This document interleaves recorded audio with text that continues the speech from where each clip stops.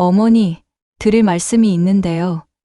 이사 갈 집 어머니도 보셔서 아시겠지만 새 아파트라 지금 아파트 처분한 돈에서 한참 돈을 더 보태도 이 집하고 평수 차이가 안 나요.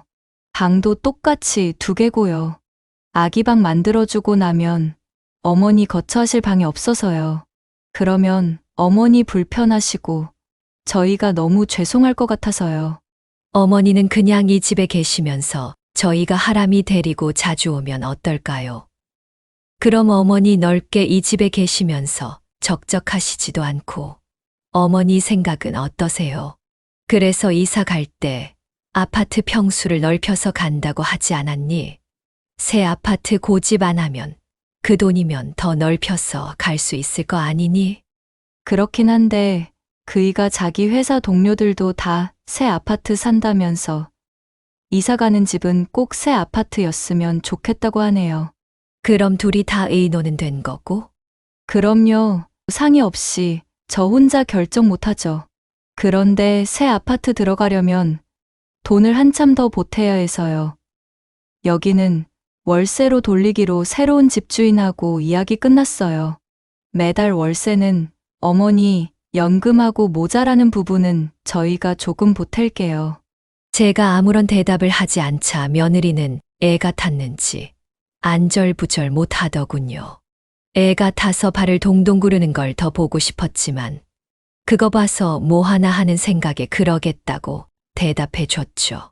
그러니까 신이 나서 자기 신랑한테 전화하는 것 같더군요. 그 뒤로 아들 내외는 제 눈치 볼 것도 없이 아주 마음 놓고 이사 준비에 바빠 보였습니다.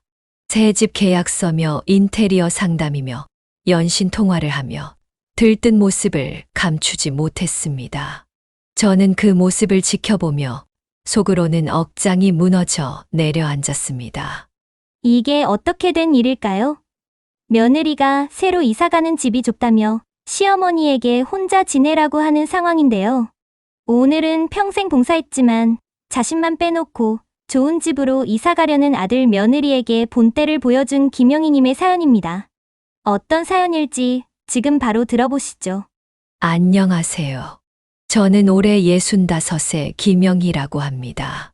제 나름대로 직장 생활을 하면서도 가정에 소홀함 없이 남편과 자식들을 위해 최선을 다하며 열심히 살아온 인생이라 자부하며 살아왔습니다.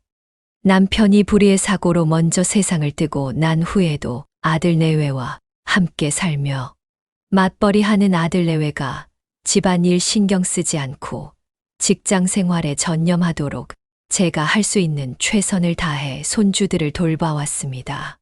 남편이 떠난 직후 아들이 먼저 함께 살자고 제안을 해왔습니다.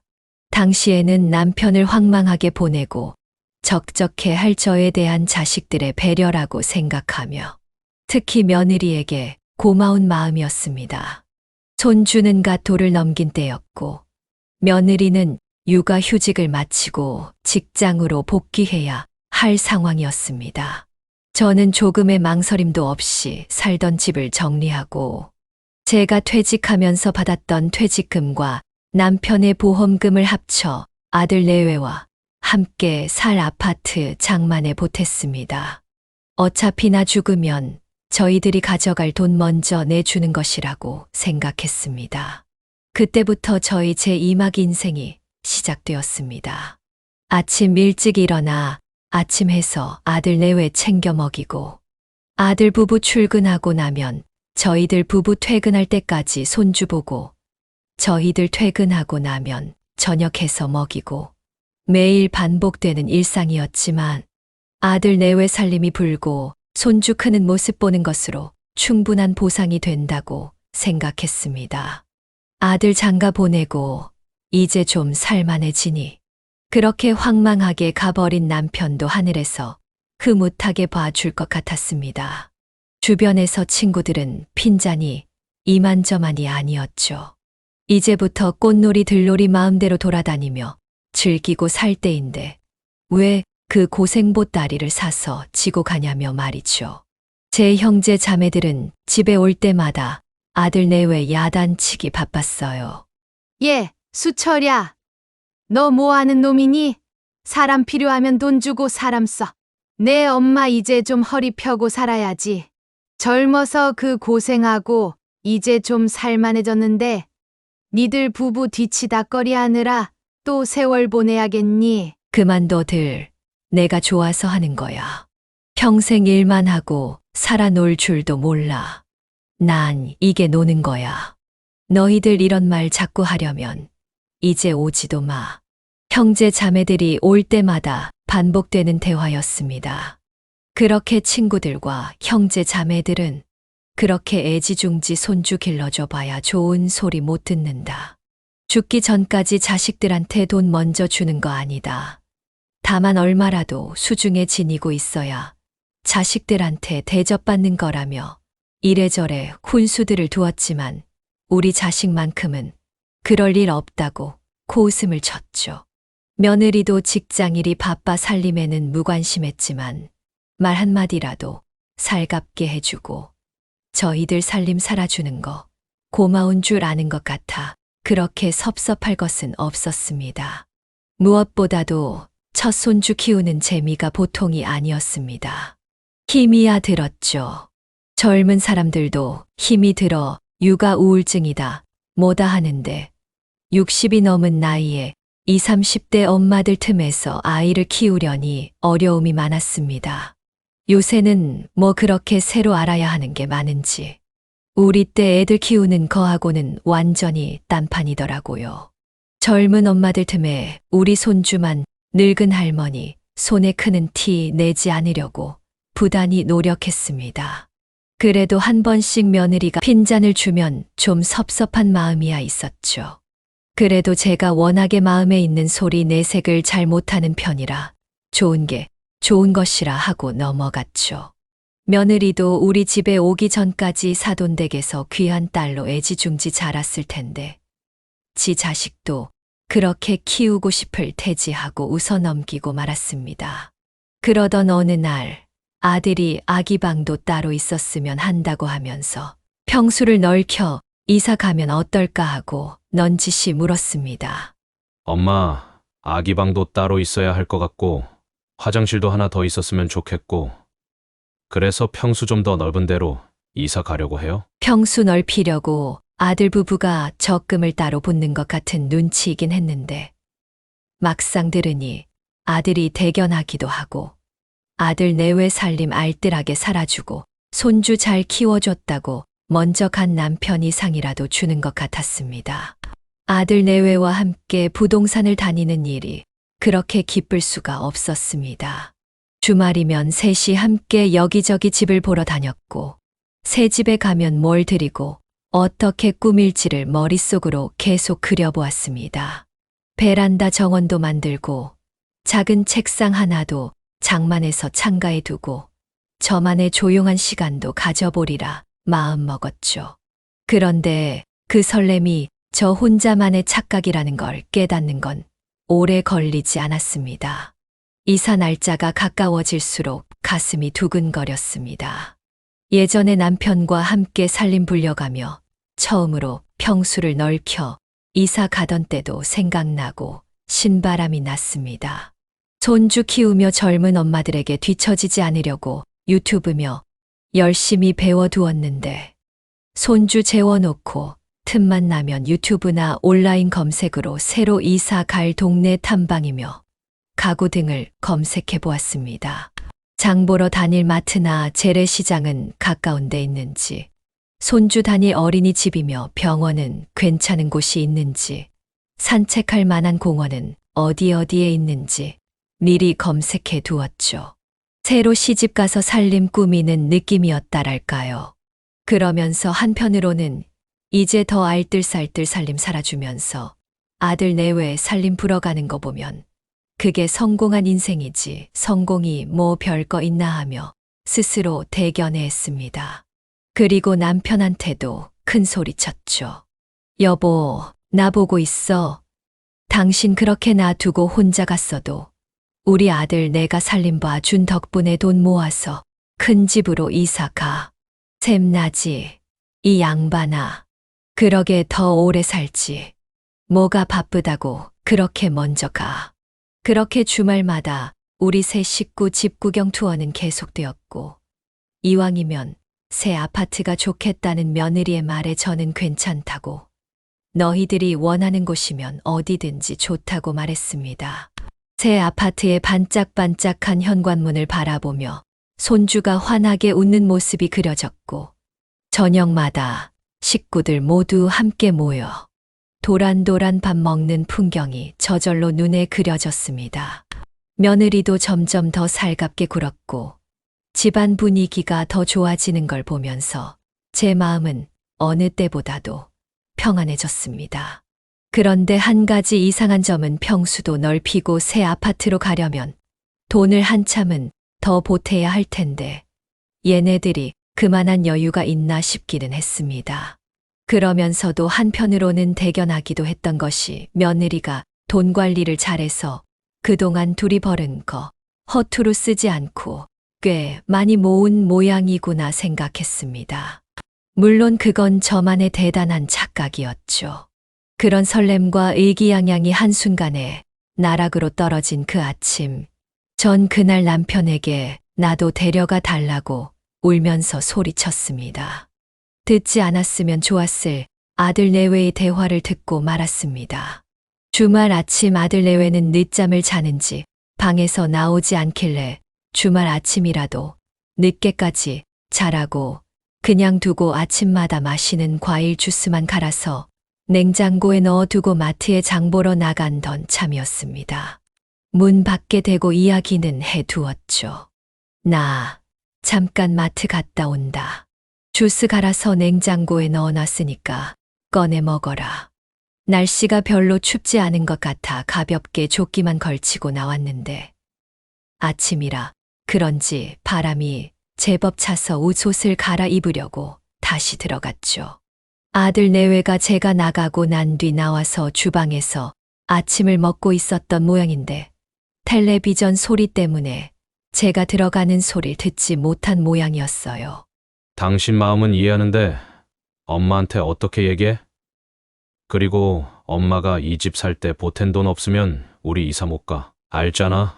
근데 엄마를 여기다 그냥 놓고 가자고? 이 집 사겠다는 사람이 이 집에 입주하려는 게 아니고 바로 월세로 놓으려고 하나 봐. 그래서 내가 다른 사람한테 세 주지 말고 우리 어머니한테 세 주라고 했어. 뭐? 나하고 상의도 없이 그렇게 일을 저지르면 어떡해. 잔금 치르기 전에 빨리 말해달라는데 그럼 어떡해. 그렇다 치고 그럼 엄마가 여기 계속 산다고 하면 월세를 매달 내야 한다는 거야? 보증금이야. 잔금 받을 때 그만큼 제하고 받으면 되는 거고, 월세는 어머니 연금 나오는 거 있으니까 그걸로 내시고, 혼자 사시는데 뭐 그렇게 생활비가 들겠어? 아, 몰라. 난 얘기 못해. 그러면 엄마한테 당신이 얘기해. 알았어. 내가 얘기할 테니까 어머님이 그러시겠다고 하면 당신도 오케이 하는 거야? 알았지? 지금 다시 떠올려 봐도 손이 달달달 떨리는 것이 너무 분하고 기가 막힙니다. 맥이 탁 풀리면서 그 자리에 그냥 주저앉고 싶었어요. 그래도 이대로 아들 내외하고 마주치면 안 될 것 같다는 생각에 조용히 다시 밖으로 나갔습니다. 밖으로 나오긴 했어도 다리에 힘이 풀려 한 발짝도 떼지 못하겠더라고요. 그래서 집 앞 놀이터 벤치에 앉아 꾸역꾸역 눈물만 삼켰습니다. 남편이 살아있었다면 어땠을까요? 아들 녀석이 그런 말 함부로 입에 올렸을까 싶었습니다. 그런 상상 하나만으로도 가슴 속에 뜨거운 것이 올라왔습니다. 그 사람이 있었다면 나를 이렇게 무시하는 일은 없었을 텐데 하는 분한 마음이 들었습니다. 며칠이 지나도 그날 아들 부부의 대화가 머릿속을 떠나지 않았습니다. 밥을 하다가도 설거지를 하다가도 손주의 장난감 정리를 하다가도 계속 맴도는 말들. 어머니 연금으로 월세 내면 되잖아. 혼자 사시는데 뭐 그렇게 생활비가 들겠어? 하는 며느리의 말이 마음에 비수처럼 꽂혀 깊게 파고들었습니다. 입에 밴 듯 살갑던 며느리의 목소리조차 가식처럼 느껴졌고 무뚝뚝했지만 믿었던 아들의 침묵은 더더욱 가슴을 후벼 팠습니다. 그날 이후 저는 조용히 계획을 세우기 시작했습니다. 겉으로 보기엔 아무 일도 없었던 것처럼 일상을 유지했지만 속으로는 복잡한 감정이 들끓고 있었습니다.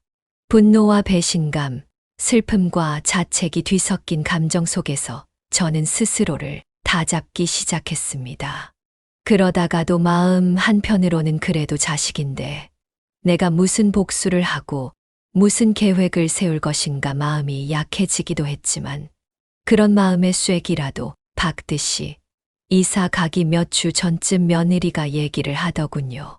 어머니, 드릴 말씀이 있는데요. 이사 갈 집 어머니도 보셔서 아시겠지만 새 아파트라 지금 아파트 처분한 돈에서 한참 돈을 더 보태도 이 집하고 평수 차이가 안 나요. 방도 똑같이 2개고요. 아기방 만들어주고 나면 어머니 거처하실 방이 없어서요. 그러면 어머니 불편하시고 저희가 너무 죄송할 것 같아서요. 어머니는 그냥 이 집에 계시면서 저희가 하람이 데리고 자주 오면 어떨까요? 그럼 어머니 넓게 이 집에 계시면서 적적하시지도 않고 어머니 생각은 어떠세요? 그래서 이사 갈 때 아파트 평수를 넓혀서 간다고 하지 않았니? 새 아파트 고집 안 하면 그 돈이면 더 넓혀서 갈 수 있을 거 아니니? 그렇긴 한데 그이가 자기 회사 동료들도 다 새 아파트 산다면서 이사 가는 집은 꼭 새 아파트였으면 좋겠다고 하네요. 그럼 둘이 다 의논은 된 거고? 그럼요. 상의 없이 저 혼자 결정 못하죠. 그런데 새 아파트 들어가려면 돈을 한참 더 보태야 해서요. 여기는 월세로 돌리기로 새로운 집주인하고 이야기 끝났어요. 매달 월세는 어머니 연금하고 모자라는 부분은 저희가 조금 보탤게요. 제가 아무런 대답을 하지 않자 며느리는 애가 탔는지 안절부절 못 하더군요. 애가 타서 발을 동동 구르는 걸 더 보고 싶었지만 그거 봐서 뭐 하나 하는 생각에 그러겠다고 대답해 줬죠. 그러니까 신이 나서 자기 신랑한테 전화하는 것 같더군요. 그 뒤로 아들 내외는 제 눈치 볼 것도 없이 아주 마음 놓고 이사 준비에 바빠 보였습니다. 새집 계약서며 인테리어 상담이며 연신 통화를 하며 들뜬 모습을 감추지 못했습니다. 저는 그 모습을 지켜보며 속으로는 억장이 무너져 내려앉았습니다. 얘기를 전해들은 형제 자매들은 당장이라도 쳐들어오겠다고 난리들이었죠. 나도 다 생각이 있으니 가만히 있으라고 동생들을 다독여 놓고 저는 별 생각 없는 듯 조용히 지냈습니다. 그리고 결심을 했죠. 적어도 내 몫은 찾아와야겠다고. 내가 평생 힘들게 일하고 받은 내 퇴직금, 그리고 우리 남편 그렇게 보내고 받은 보험금, 적어도 그것만큼은 지키자. 그렇게 다짐했습니다. 그렇게 아들 식구들은 새 아파트로 이사 나가고 혼자 남겨진 집은 생각보다 훨씬 조용했습니다. 주방의 냉장고는 반쯤 비어 있었고 거실 한켠엔 손주가 그려놓은 그림이 덩그러니 붙어 있었습니다. 그 앞에 서서 그림을 한참 바라보다 문득 눈물이 터졌습니다. 아무도 없는 거실에서 저는 어린아이처럼 엉엉 울고 말았습니다. 그렇게 몇 시간을 울었습니다. 다음 날 저는 청소를 시작했습니다. 며느리가 놓고 간 식기들을 정리하고 아들이 벗어놓고 간 낡은 운동화를 신문지에 싸서 베란다로 옮겼습니다. 손주의 장난감 몇 개는 상자에 담아두었고 손주한테 덮어주던 담요는 햇빛에 말렸습니다. 모든 걸 하나하나 정리해 가면서 제 마음도 정리해 나갔습니다. 그러는 동안 저는 하나의 파일을 만들었습니다. 내 몫이라는 이름이 적힌 노란색 파일이었습니다. 그 안에는 제 이름으로 된 통장 사본, 아들이 이 집을 장만할 때 썼던 계약서, 그리고 계약금을 지급한 당일 제 통장에서 아들 통장으로 이체된 계약금 내역서, 남편의 사망보험금 중 일부를 아들 계좌로 이체한 이력 등이 들어갔습니다. 필요하다면 이 자료를 가지고 법적인 절차도 밟을 생각이었습니다. 그동안은 가족이라는 이름으로 묻어두었던 것들을 이제는 꺼내어야 할 때라고 생각했습니다. 이제 저 혼자만의 생활이 시작되었습니다. 아침 일찍부터 아들 내외 출근 준비해서 보내고 손주 보고 하루 종일 허리 펼새 없이 종종거리던 것에 비하면 조용하고 편안한 하루 일상에 조금은 느긋한 마음이 들기도 했지만 아들 내외에 대한 서운한 마음은 좀처럼 누그러들지가 않더군요. 침대에 누워 천장을 바라보다 보면 자꾸만 아들 키우던 시절 생각만 곱씹어 하게 되고 먼저 간 남편 생각에 하염없이 눈물만 나고 밥솥을 열어도 국을 끓여도 거실을 정리해도 온통 허전하고 적막한 기운이 따라다녔습니다. 그러다가 정신이 번쩍 들더군요. 이러고 있다가는 우울증이라도 걸려 큰일 나겠다 싶었죠. 분한 건 분한 것이고 정신 바짝 차리고 살아야겠구나 싶었어요.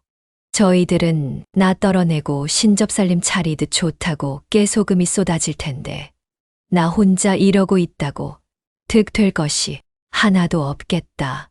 이대로 꺾이면 내가 손해다 싶었습니다. 오히려 건강 잘 챙기고 몸 움직이고 이사 나간 빈집 구석구석 청소라도 하면서 활기를 되찾자고 다짐했어요. 그래도 꼬물꼬물거리던 손주 보고 싶은 생각은 간절하더군요. 하루 종일 그놈 보고 있을 때는 허리가 끊어질 것처럼 힘들더니 그렇게 이사 나가고 나니 손주 얼굴이 제일 아른아른하더라고요. 방 안에 있던 장난감 하나, 손주가 색칠해 놓은 그림 하나가 눈에 띄기만 해도 가슴이 먹먹해졌습니다. 오늘은 또 얼마나 컸을까? 내 목소리 기억은 하고 있으려나? 이런 생각이 꼬리를 물었죠. 우울한 생각도 떨쳐버릴 겸 핸드폰을 들어 며느리 SNS에 들어가 보았습니다. 거기 들어가면 사진으로나마 손주 얼굴을 볼 수 있겠다 싶었죠. 그런데 들어가자마자 바로 후회를 했습니다. 며느리가 어느새 새집 꾸며놓고 자랑질하는 사진으로 도배를 해 놓았더군요. 햇살 가득 들어오는 거실, 새로 맞춘 가구들, 고급진 커튼과 소품 하나하나까지 빠짐없이 찍어 자랑해 놓았는데 그 중에서도 어디서 골동품 장식장 하나를 사다 놓고는 그 밑에다 이렇게 달아 놓았더군요. 어머니가 분가 선물로 주신 시댁가보. 어머니도 시할머니께 받으신 거라고. 미대 출신 어머님의 세련된 감각으로 새로 장만한 모던 가구에 어울릴 거라고 주셨어요. 어머니 감사해요. 어머님의 감각은 늘 옳습니다. 그걸 보니 억장이 무너지는 듯 했습니다. 어디서 있는 집 며느리 행세를 하고 싶었던 모양이에요. 나도 저희들한테 한다고 했는데 그 집 지분의 반 이상이 내 주머니에서 나간 건데 미대도 못 나오고 가방끈도 짧은 나는 어디 내놓기 창피해서 떨궈 놓고 저희들끼리 나가 거짓말로 효부 며느리 행세하고 있구나 싶었죠. 그걸 보고 나니 약해지려고 했던 마음이 다시 다잡아지더라고요. 아들 내외 이사 나갈 때 준비해 두었던 서류들을 다시 정리하고 본격적으로 무언가 해야겠다는 생각을 했습니다. 그리고 다음 날 며느리한테서 웬일로 전화가 왔어요. 어머니, 별일 없으시죠? 식사 잘하시고요. 저희 없다고 끼니 거르시고 그러면 안 돼요. 나야 뭐 이래저래 한 숟갈 뜨면 되지. 하람이 잘 있지. 출근할 때 애는 어떻게 하고 출근하니? 이사 나갈 때 저희들 부부 출근하고 나면 손주를 어떻게 할 건지 궁금했지만 저도 물어보지 않았고 지들도 벼루기도 낯짝이 있던지 그것에 대해서는 말이 없더라고요. 그래도 안부 전화라고 했길래 물어봤던 거죠. 그랬더니 아주 기다리고라도 있었던 듯이 며느리가 말을 이어가더군요. 아닌 게 아니라 하람이 때문에 지금 난리도 아니에요, 어머니. 저희 친정엄마도 바빠서 못 봐주겠다고 하시고 한 2주 아이 봐주는 아주머니를 불렀는데 돈도 너무 많이 들고 믿을 수가 없어서요. 그래서 말인데 주중에는 어머니가 좀 봐주시고 주말에 저희가 데려오면 안 될까요? 대신 어머니, 아파트 월세는 저희가 내드릴게요. 어머니 연금으로 생활비 하시기도 빡빡하시잖아요. 순간 아무리 마음을 진정하려고 해도 진정이 되질 않더군요. 이게 정말 내 며느리가 맞나 싶기도 했고요. 그래도 일단은 꾹 참았습니다. 좀 생각해보마 하고 우선은 전화를 끊었습니다. 이 말 저 말 할 만한 감정 상태가 아니었어요. 그냥 섭섭하고 분한 걸 넘어서 어이가 없었습니다. 온몸이 얼어붙은 듯 아무 생각도 들지 않았고 말문이 막혀 숨조차 쉬기 힘들었어요. 전화를 끊고 나서도 멍하니 핸드폰을 쥐고 거실에 앉아 있었죠. 그러다 문득 고요한 방 안을 둘러보다가 내가 지금 누구 때문에 이 지경이 됐나 하는 생각이 스쳤습니다. 이런 게 내 손주 엄마라니 그런 생각이 들더군요. 그래 너도 네 집에서는 귀하디 귀한 딸로 애지중지 컸으니 그럴 테지 하고 좋게 좋게 마음 먹으려고 해봤지만 이건 도대체 기본 인성이 안 된 아이가 아닌가 하는 생각이 자꾸 들었죠. 그깟 돈 몇 푼 때문에 부모를 이렇게 내칠 수 있다면 그런 집안 교육은 도대체 어떻게 받은 걸까 싶기도 했고요. 입으로는 고맙다, 감사하다 말하면서도 손끝 하나 움직이지 않던 지난 세월의 장면들이 주마등처럼 떠오르니 그동안 왜 그런 말들이 그렇게 허전하게 들렸는지 알 것 같았습니다. 그래도 일단은 마음에 평정을 찾아야 싸워도 싸울 것이 아닌가 싶어 생각을 정리했습니다. 무작정 감정만 앞세워봤자 아무 소용없고 오히려 제가 더 상처만 받을 것 같았거든요. 그리고 다음 날 며느리에게 전화를 했죠. 예, 하람애미야, 나다. 하람이 봐주는 건 아무래도 힘들 것 같다. 내 말대로 갑자기 아파트 월세까지 내려니 빠듯해서 어디 일자리를 알아보고 다음 주부터 반찬 가게에 일하러 나가기로 얘기가 돼 있거든.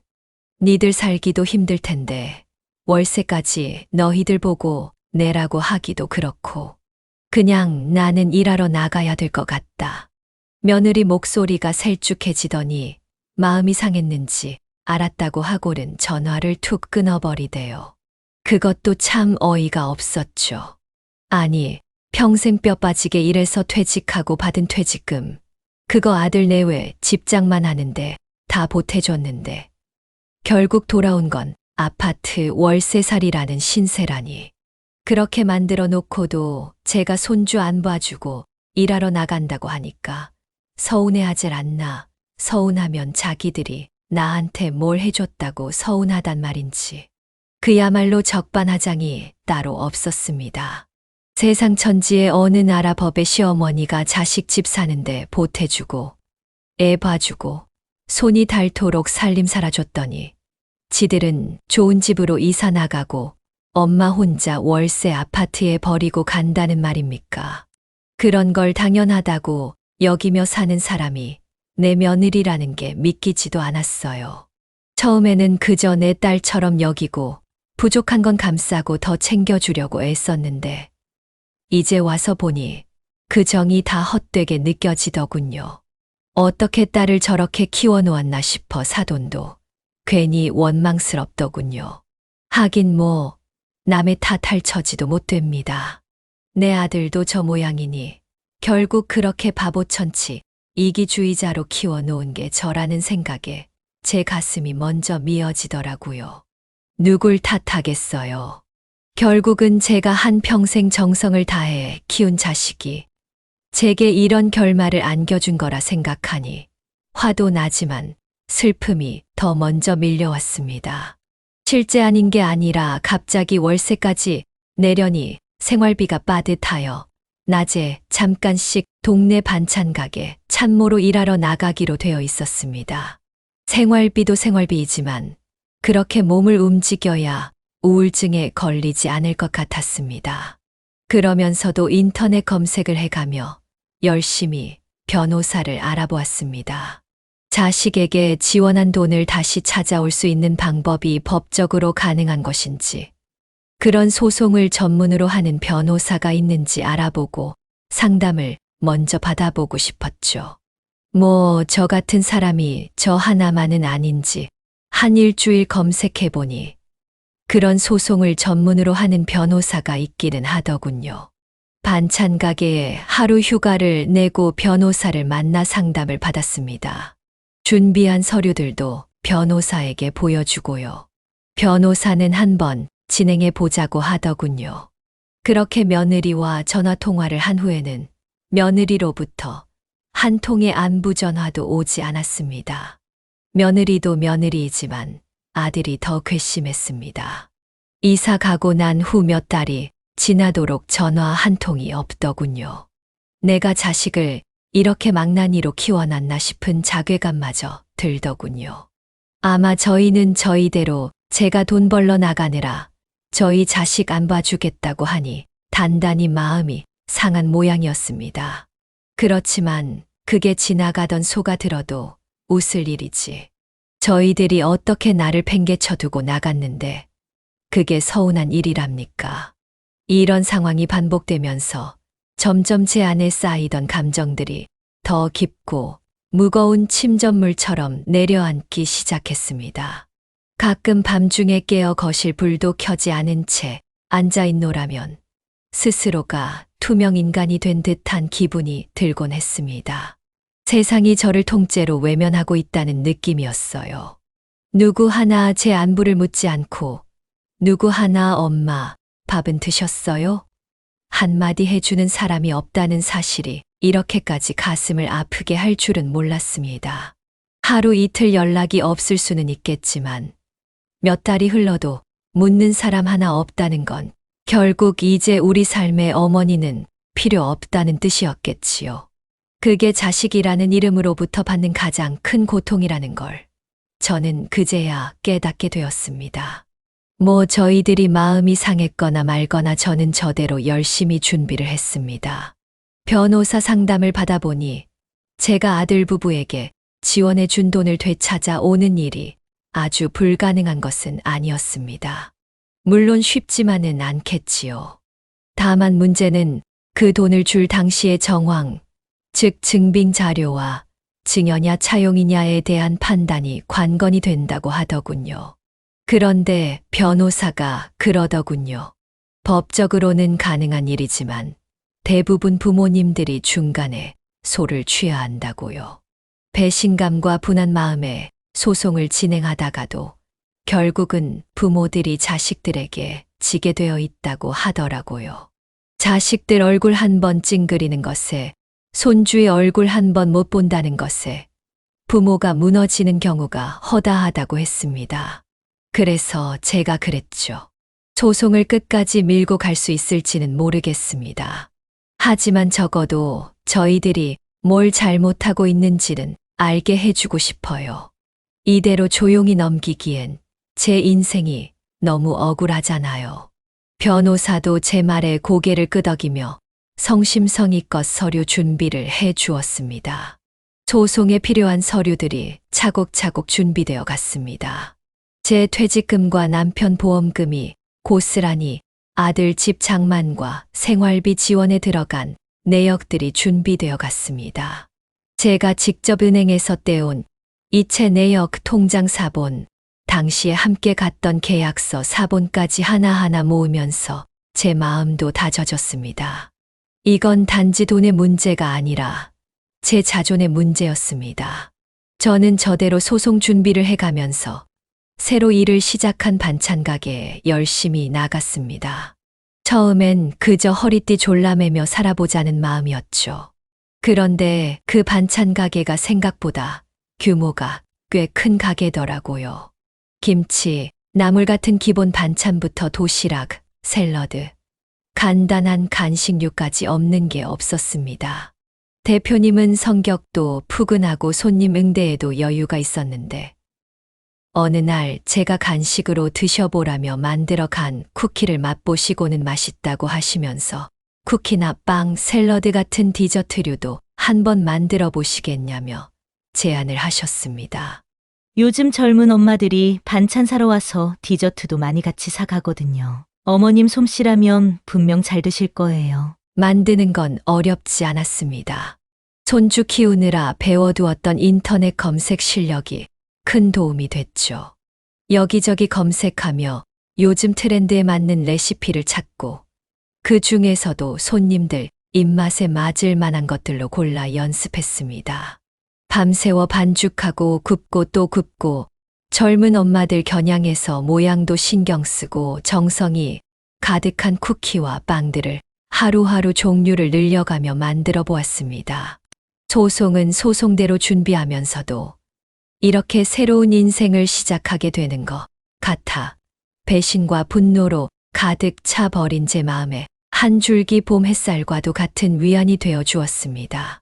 이 나이에 내가 뭘 더 할 수 있을까 싶던 그 마음 한켠에 아주 작은 가능성과 생기가 움트는 것 같았습니다. 변호사 사무실에서 연락이 와 가보았더니 소송에 필요한 서류들은 다 준비되었고 이제 마지막 제 결심만 남았다고 했습니다. 소송 접수를 할 것인지 말해달라고 말이죠. 보통 이 단계에서 다들 그냥 포기해버리고 마는 경우가 많다고 했어요. 마음에선 그래, 해보자 싶은데 막상 접수를 하고 나면 그게 진짜 되돌릴 수 없는 일이 되는 것 같아 망설여지더라고요. 저도 조금 생각할 시간을 달라고 하면서 변호사 사무실을 나왔습니다.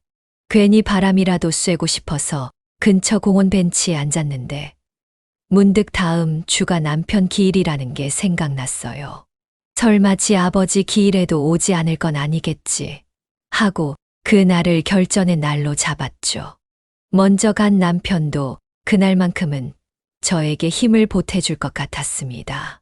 아들에게는 아버지 기일이니 집으로 오라면서 문자를 넣어두었죠. 단답으로 알겠습니다라는 대답이 왔지만 그마저도 참 오랜만에 받은 문자였습니다. 며느리도 꼭 함께 오라고 다시 당부했고요. 시동생, 시누이, 조카들까지 다 불러 모았습니다. 아들 내외가 친척들한테는 아마 제가 자처해서 저 혼자 아파트에 남아있는 것으로 말한 것 같더라고요. 어머니가 요즘 혼자 지내는 게 편하시대요. 하고 얼버무리며 말이죠. 괘씸하기 짝이 없었지만 그런 헛소리를 그대로 믿고 있는 친척들에게도 저는 입 꾹 다물고 진실을 이야기하지 않고 있었습니다. 뭐든 한 번에 전곡을 찌를 때 찔러야 효과가 있는 거 아니겠습니까? 그날 다들 모이는 그 자리에서 모든 걸 꺼내놓을 생각에 밤마다 시뮬레이션을 하듯 말할 말을 입 안에서 수없이 되뇌었습니다. 마침내 남편 기일이 되었습니다. 며느리와 함께 살 때도 제사상에 올라가는 음식 하나하나 며느리 손 거치지 않고 제가 혼자 모두 준비했지만 그날따라 유난히 혼자 준비하는 제사 음식들이 눈물나게 안쓰럽대요. 그렇게 황망이 떠난 남편, 며느리라고 하나 있는데 이날 이때까지 나물 하나를 며느리가 한 음식을 못 차시는구나 싶었죠. 식구들 오기 전에 집도 한 번 더 치우고 음식들은 상에 올릴 수만 있게 준비해 놓고 식구들을 기다리고 있었습니다. 제일 먼저 동서와 시동생이 도착하여 나머지 음식 준비며 상차림 준비를 도왔고 이어 아들 내외와 조카들, 시누이 부부까지 모두 모였습니다. 그동안은 다들 번거로울 것 같아 오겠다고 해도 오지 말라고 만류해 왔었죠. 그런데 그날만큼은 모두 남편 앞에 불러 모았습니다. 식구들이 모이자 먼저 제사부터 올렸습니다. 제사가 끝나고 다들 앉아 제사 음식을 먹고 술도 한 잔씩들 하고 과일과 차까지 마셨습니다. 이제 다들 일어서서 돌아가려고 하는 때에 제가 할 말이 있다며 앉혔습니다. 다들 내일 출근들 해야 하고 피곤할 테니 본론만 간단하게 얘기할게요. 매제 혹시 저 여기 혼자 있는 거 제가 그렇게 하겠다고 해서 혼자 남게 된 걸로 알고 계세요.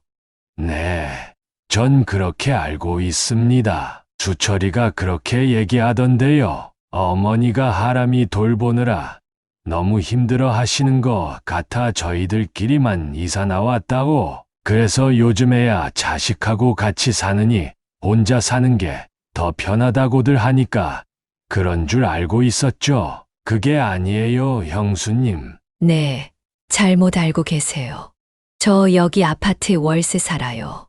제 퇴직금하고 보험금 보태서 집 장만하면 같이 살겠다고 해서 가진 거 몽땅 보태서 이 집 샀던 건데, 저희들은 이 집 팔아 보태서 새 집 가고 여기 월세로 돌려놓고 저만 떨궈 놓고 새 집으로 이사 들어가더라고요.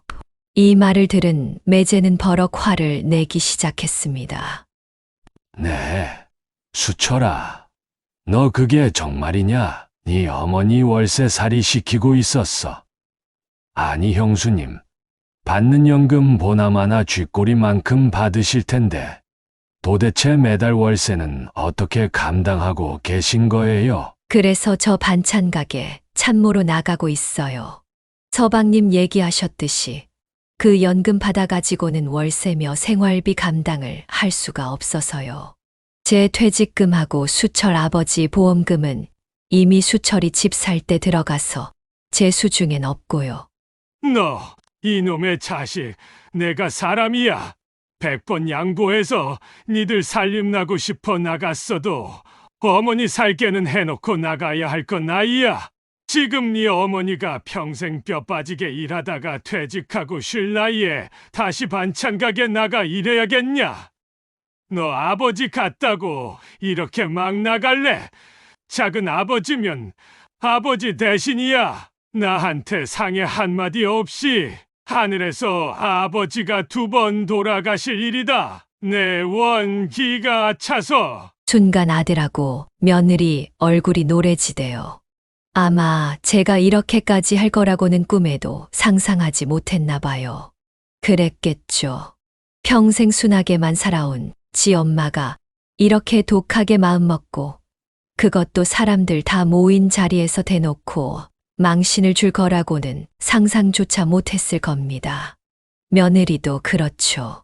가방끈 짧다고 속으로 대놓고 무시했던 시어머니가 변호사에, 소송에, 증거자료까지 준비해서 나올 줄은 꿈에도 몰랐을 겁니다.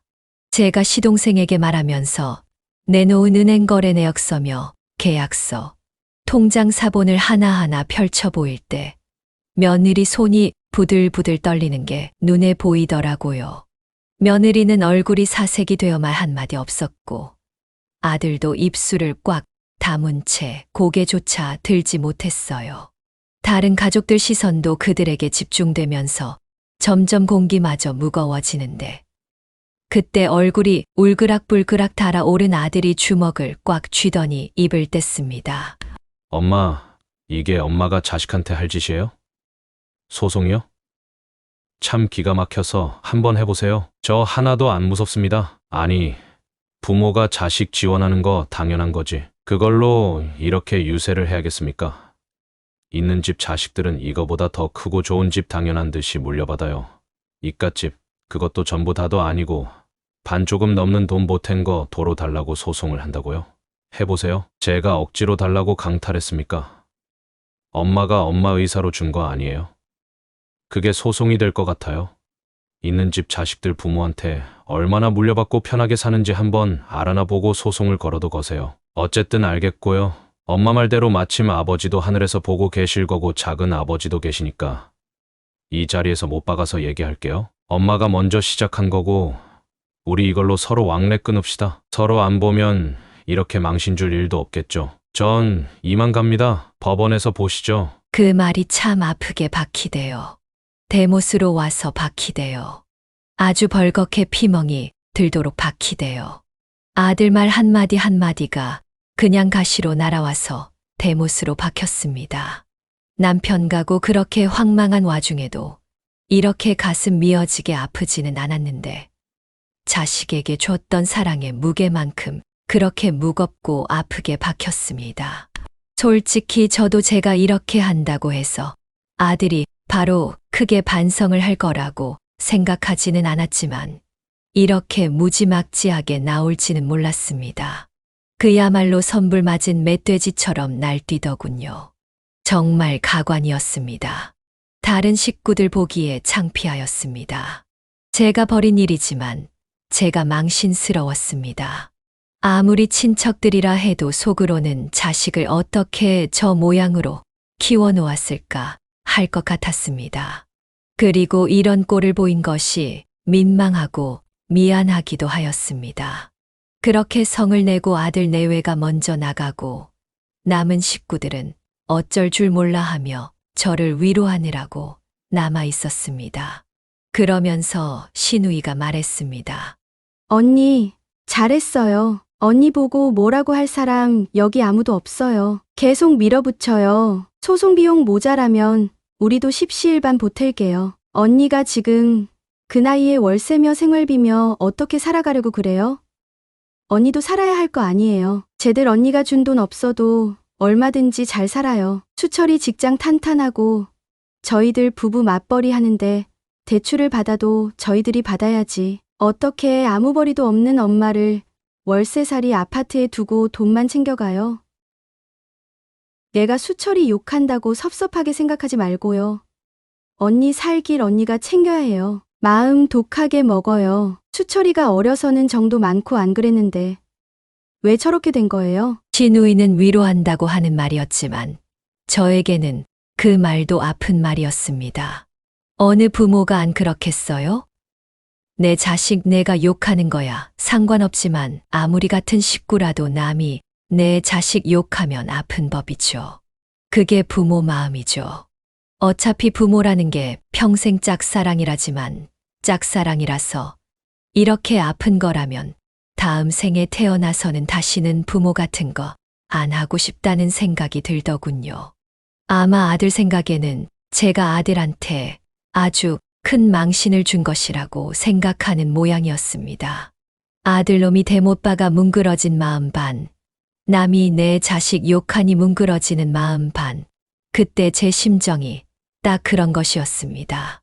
각오는 하고 시작한 일이지만 생각했던 것보다 훨씬 힘들더군요.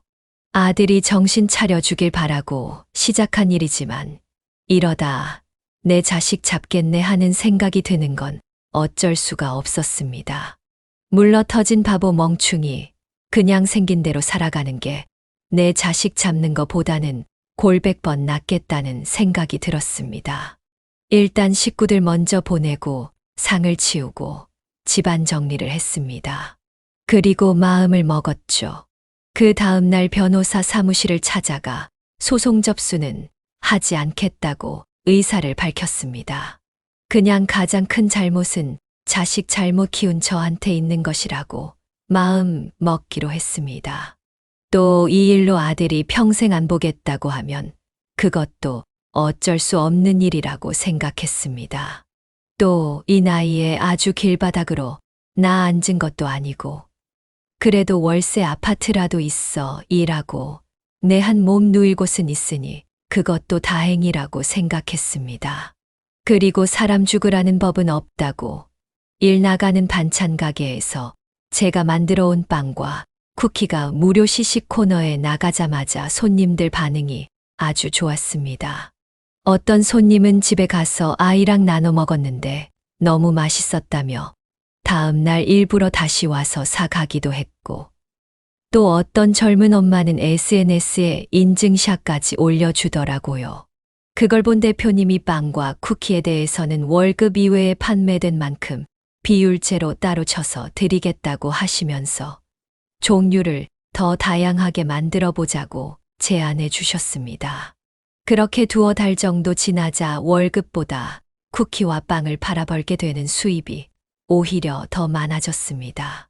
대표님이 반찬 가게 공식 SNS에 제가 만든 쿠키와 빵 사진을 올려주신 덕분에 동네 맘카페를 통해 입소문이 났고 할머니표 쿠키라고 부르며 찾아오는 손님도 생겼습니다. 사람 죽으라는 법 없다더니 정말 하늘에서 남편이 도와주는 것 같았습니다. 그렇게 하나씩 자리를 잡아가니 마음이 조금씩 가벼워졌고 세상 속에서 나의 쓸모를 다시 찾았다는 자긍심의 자존감도 조금씩 회복되었습니다. 아이러니하게도 그런 제 모습을 바라보며 아들 일이 그제서야 좀 더 담담하게 보이기 시작했습니다. 어쩌면 이것도 내 인생의 한 굽이었겠구나 싶었어요. 대표님의 SNS는 지역 주민들 사이에서 제법 인기가 있었습니다. 반찬 가게의 신메뉴 반찬들뿐 아니라 매일 새롭게 업로드되는 디저트 사진들도 사람들의 시선을 사로잡았고 제가 만든 쿠키와 빵들도 함께 올라가기 시작했죠. 우리 가게 새로 들어온 어머니표 수제 쿠키라는 문구와 함께 올라간 제 쿠키 사진은 생각보다 훨씬 빠르게 반응을 일으켰습니다. 대표님이 예쁘게 접시에 담아 사진을 찍어 올리면 그날 오후에는 꼭 몇몇 손님이 그 사진을 보고 사러 온다고 할 정도였어요. 날이 갈수록 좋아요 표시가 부쩍 늘더니 차츰차츰 SNS를 보고 찾아온 손님들로 쿠키 진열대 앞에 줄을 서는 모습도 보이기 시작했습니다. 처음엔 SNS에서 보고 왔다고 말하던 손님들이 이제는 쿠키 구워서 내놓는 시간을 외워두었다가 아예 단골처럼 찾아주셨고 무엇보다도 쿠키를 먹어본 아이들이 할머니 쿠키 사러 가자고 한다는 얘기를 들을 땐 괜히 울컥하기도 했습니다. 누군가의 기억 속에 따뜻한 맛으로 남는다는 것이 이렇게 큰 기쁨이 될 줄은 몰랐습니다. 특히 인기가 좋았던 건 버터꽃 쿠키였습니다. 아무 데도 없는 레시피였지만 사실 그건 저만 알고 있는 오래된 비밀이었습니다. 제가 아들 어릴 적에 만들어주던 바로 그 쿠키였거든요. 학교 다닐 때 소풍 도시락에도 꼭 넣었고 아들 생일이면 항상 빠지지 않던 그 쿠키. 버터와 설탕의 비율, 밀가루를 섞는 순서, 굽는 온도까지 오직 제 손에만 익숙했던 맛이었습니다. 일하느라 바쁜 와중에도 일주일에 한두 번은 꼭 아들한테 구워주던 쿠키였습니다. 그거 구워 진열하면서 또 아들 생각이 났지만 몇 달 전처럼 그렇게 아프게 다가와서 콕 박히지는 않았습니다. 그렇게 남편 기일 사건이 일어난 지 반년 정도 지났을 무렵 가게 쿠키 코너에 누가 하나 서 있는데 저 멀리서도 알아볼 수 있는 뒷모습이었죠. 애미 눈에는 10,000,000명이 얽혀 있어도 못 알아볼 수 없는 뒷모습이죠. 아들이 가게로 찾아왔더군요. 어떻게 SNS를 보고 알았는지 굳이 그 쿠키 코너에 떡하니 서 있더라고요. 버터 쿠키 2박스를 집어들더니 계산대로 가서 계산을 하더군요. 그래서 대표님에게 잠깐 자리 좀 비우겠다고 양해를 구하고 아들한테 가서 옆에 섰죠. 그랬더니 아들이 웃으며 쳐다봤습니다. 그러면서 잠깐 시간 되면 어디 가서 차나 한잔 하자고 하대요. 기분 나쁘지 않았습니다. 아들한테 꼭 데이트 신청받는 것 같기도 하고요. 아들이 산 쿠키박스 들고 가까운 카페에 가서 자리를 잡았습니다. 아들이 입을 먼저 열었습니다. 엄마는 나 안 보고 싶었어. 하람이도 안 보고 싶어. 많이 컸는데 얼마 전부터 어린이집도 다녀. 쿠키는 많이 팔려? 이거 나 어릴 때 많이 먹던 건데 그거 맞지? 맛이나 볼까? 그때랑 맛 똑같나? 노인네 이제 나이 들어서 맛 변한 거 아니야? 그렇게 너스레를 떨면서 쿠키 박스를 여러 한 입 깨물더니 갑자기 펑펑 울기 시작했습니다. 옆에 사람들 창피할 정도로 꺼이꺼이 아주 소리까지 내서 울더라고요. 엄마, 내가 잘못했어. 그냥 나는 나대로 좀 억울했어. 큰 회사 가보니 잘 사는 집 자식들도 많고 부모 덕에 좋은 집 물려받고 좋은 차 굴리면서 편안하게 사는 놈들 많더라고.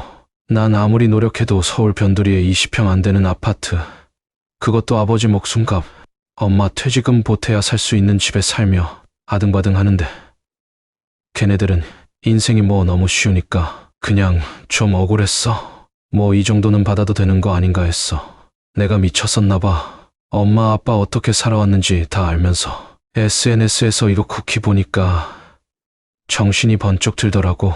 그냥 왜 그랬는지 모르겠어. 그냥 아무 이유 없이 엄마가 너무 보고 싶더라고. 또 박혀왔습니다. 이번에는 내 자식 눈물이 가시처럼 와서 또 박혔습니다. 이번에는 저번 대못보다 더 아프게 와서 박혔습니다. 벌겋게 아니라 퍼렇게 멍으로 들면서 박혔습니다.